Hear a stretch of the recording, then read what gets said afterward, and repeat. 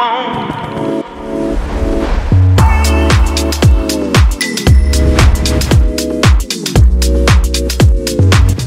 a ngi teewlu seen Rewmi 24 TV. waaw yéen a ko gis noonu mu mel ni kon yoonu Touba bi daal jamono yi kon nii la tëddee quoi yoonu Touba bi jamono yi xaw na tar nag côté yi moom moo gën a métti quoi côté yi da ngay gis ne borom dëru yi sax dañoo wàcc jël yoonu suuf bi quoi pour mën a jàll moom moo am côté bi parce que tali bi dafa xaw a xat trop ba gars yi dañuy wàcc finalement mujjee yëg ci kaw yoonu suuf bi jël ko quoi gisoo borom dëru yi nii dañuy teggee tali bi yoon kay moom màggal 2024 bi moom doy na waar quoi.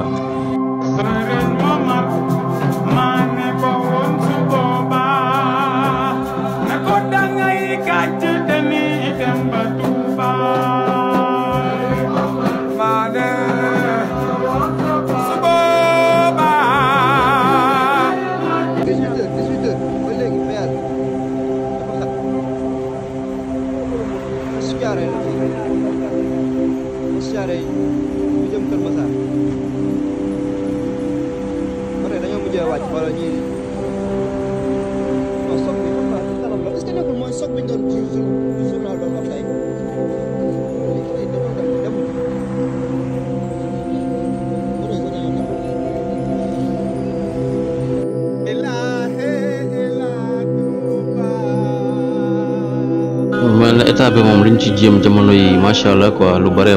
nag daal dinañ koy fànq quoi mu mel ne kon gendarmerie montage yi ñuy def ci yoon bi rek loolu rek doy na xel dal na xel quoi parce que dañoo.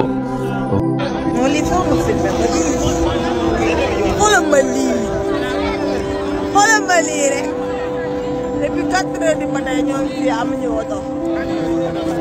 Diomaye yónnee suñu ay dem dikk ne leen dem leen boo marisé ngeen jëli client yi borom indi bis ak borom seen place yi dañoo yokk paas yi ba 25 000 yi naan la 30 000 Diomaye ñëw décante situation bi la Diomaye yow rek la ñuy topp barki yàlla Ousmane Sonko yow rek la ñuy topp boo fi nekkuloon du baax jeunesse bi yow la fi nekkal yow nga nekkal ñu fi barki sëñ Touba ñoo ngi liggéey moom nga dëgg waxa si Diomaye yow loo si Diomaye dañoo kontaan yow lii mooy liggéey lii barki sëñ Touba 4 heures du matin ba léegi lii dootuma talati man